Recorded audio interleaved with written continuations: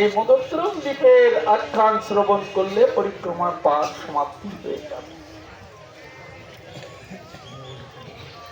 আপনাদের অনেক রূঢ় ভাষা দিয়ে অনেক কটূক্তি করেছি মাঝে মাঝে, আমার এটা যুগ আর দোষ। তাই কারো চরণে যদি কোনো অন্যায় করে থাকি, আপনারা নিজ গুণে আমাকে ক্ষমা করবেন।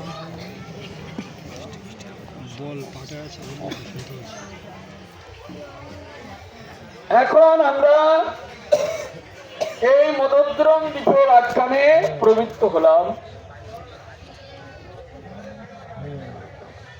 এই মদোদ্রম দ্বীপের আখ্যান আমরা যদি শ্রবণ করতে পারি, তাহলে আমরা জীবের প্রকৃত স্বরূপ যেটা, সেটিকে আমরা পাব। জীবের স্বরূপ কি? জীবের স্বরূপ নিত্য কৃষ্ণ দাস।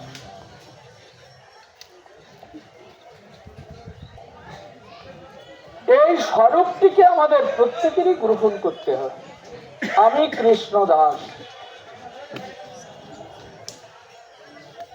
আপনারা যারা এটি বোঝেন না, তারা একটু খোঁজ নিয়ে দেখুন, যারা বিদেশ থেকে এসেছে তাদের কত রকম টাইটেলধারী ছিল তারা। যেমন ইসকন, গৌড়ীয় মঠ, এখানেই তো বিদেশিরা বেশি আছে। আমরা প্রচারও করি না, আমাদের আসেও না, আর আমাদের প্রচার করার মতো সময়ও নেই। নিজের ভজন নিজে সারতে পারি না, প্রচার করব কখন? আমাদের দ্বারা হবে। কিন্তু ইন্টারন্যাশনাল ধর্ম যেটা, সেটা বিভিন্ন দেশের মানুষকে বোঝানো হচ্ছে, বলছেন তারা। তাদের চরণে আমার কোটি কোটি প্রণাম। আপনারা বলুন, আপনারা প্রচার করুন, এটি দরকার আছে। আমরা যারা বৃন্দাবনের লোক, আমাদের পূর্বপূর্ব আচার্যগণ তারা জঙ্গলের মধ্যে ভজন করে গেছেন নিষ্কিঞ্চন ভাবে, এমনকি কারোর সঙ্গে কথাও বলতেন না। ভজনের এক একটা দিক আছে। আমাদের হলো একান্তে ভজন, একান্তে ভজন।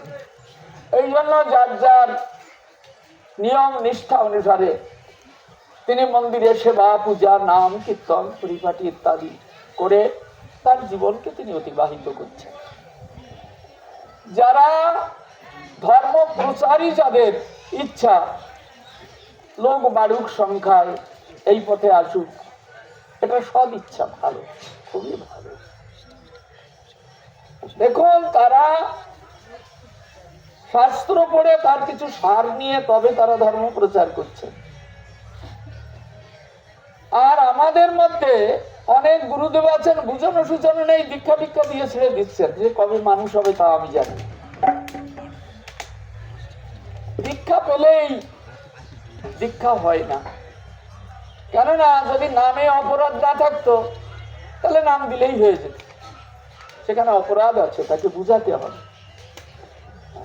এই জন্য কেউ যদি দীক্ষা পেয়ে থাকেন, তার শিক্ষা গুরুর দরকার আছে, তা নাহলে এলোমেলো হয়ে যাবে।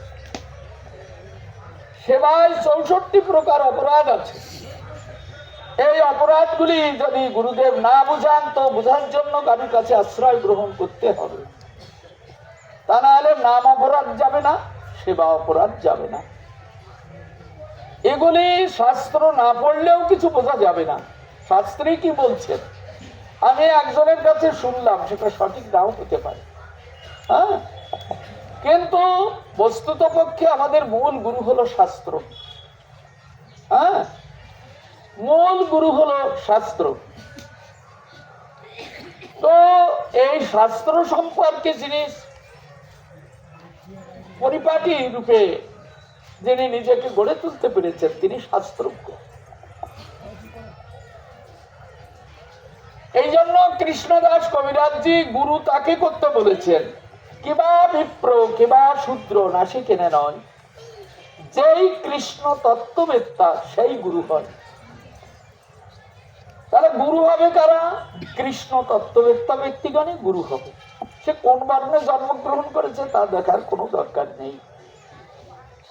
এই জন্য তত্ত্ব জানা, না জানলে অপরাধ আছে।